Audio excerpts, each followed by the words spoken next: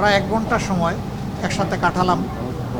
দুই দেশের স্বার্থ সংশ্লিষ্ট বিষয়ে আমরা আলাপ আলোচনা করলাম। তাদের এই সফরকে আমরা বাংলাদেশের জনগণের পক্ষ থেকে স্বাগত জানিয়েছি। তুরস্ক আমাদের পরীক্ষিত দীর্ঘদিনের বন্ধু দেশ। আমরা আশা করি দুই দেশের মধ্যে সম্পর্ক আগামী দিনে আরও নতুন উচ্চতায় যাবে ইনশাআল্লাহ। আমরা তাদেরকে অনুরোধ করেছি বেশ কতগুলো ব্যাপারে তাদের অ্যাটেনশন দেওয়ার জন্য। প্রথমত রোহিঙ্গা ক্রাইসিস নিয়ে বাংলাদেশ যে সমস্যার মধ্যে আছে, এটার একটা যৌক্তিক সমাধানের জন্য তারা যেন আন্তর্জাতিক উদ্যোগের অংশ হিসাবে এগিয়ে এসে তারা দায়িত্ব পালন করেন। আমরা তাদেরকে ধন্যবাদ জানিয়েছি।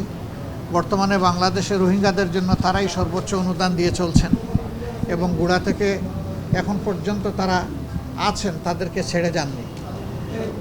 আমরা এরপরে দুই দেশের মধ্যে ব্যবসা বাণিজ্যের বিভিন্ন ক্ষেত্র নিয়ে আলোচনা করেছি, বিশেষ করে আমাদের চামড়া শিল্প, আমাদের পাট শিল্প, গার্মেন্ট শিল্প, আমাদের শিক্ষা, স্বাস্থ্য, ডিফেন্স ইন্ডাস্ট্রি, এই সমস্ত বিষয়ে আমরা ফ্রুটফুল আলোচনা করেছি।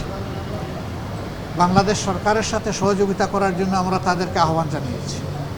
এট দ্য সেম টাইম বাংলাদেশে আইনের শাসন, অর্থনৈতিক ক্ষেত্রে সুশাসন, ব্যাংক বিমার ক্ষেত্রে নৈরাজ্য বন্ধ করা এবং বিচারে স্বচ্ছতা নিশ্চিত করা, এই সমস্ত বিষয়ে তাদের পক্ষ থেকে বন্ধু রাষ্ট্র হিসাবে করণীয় কিছু থাকলে সেইটাও তারা যাতে পালন করতে পারে সেই ব্যাপারে আমরা তাদেরকে পরামর্শ দিয়েছি, অনুরোধ করেছি। তারাও আমাদের কথাগুলো খুব গুরুত্ব সহকারে শুনেছেন। তুরস্কের সাথে আমাদের দীর্ঘদিনের এই বন্ধুত্ব বাংলাদেশের, আমরা প্রত্যাশা করি যে এটা দিন দিন সামনের দিকে আরও এগিয়ে যাবে এবং দুই দেশের একান্ত বন্ধু হিসাবে আরও নিকটে আসবে। আমরা পরস্পরের উন্নয়ন এবং অগ্রযাত্রার আমরা অংশীদার হব ইনশাআল্লাহ।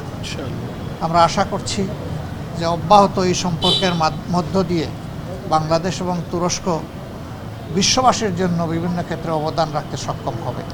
আপনাদেরকে ধন্যবাদ।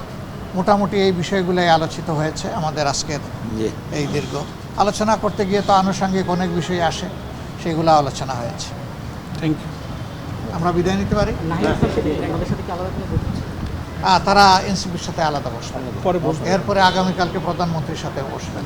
আজকে পররাষ্ট্র মন্ত্রণালয়ের সাথে তাদের বৈঠক হয়েছে, অনেকগুলো প্রোগ্রাম তাদের আছে এবং আজকে তারা রোহিঙ্গা ক্যাম্পও কক্সবাজারে পরিদর্শন করতে গিয়েছিলেন, সেটাও তারা করে এসেছে।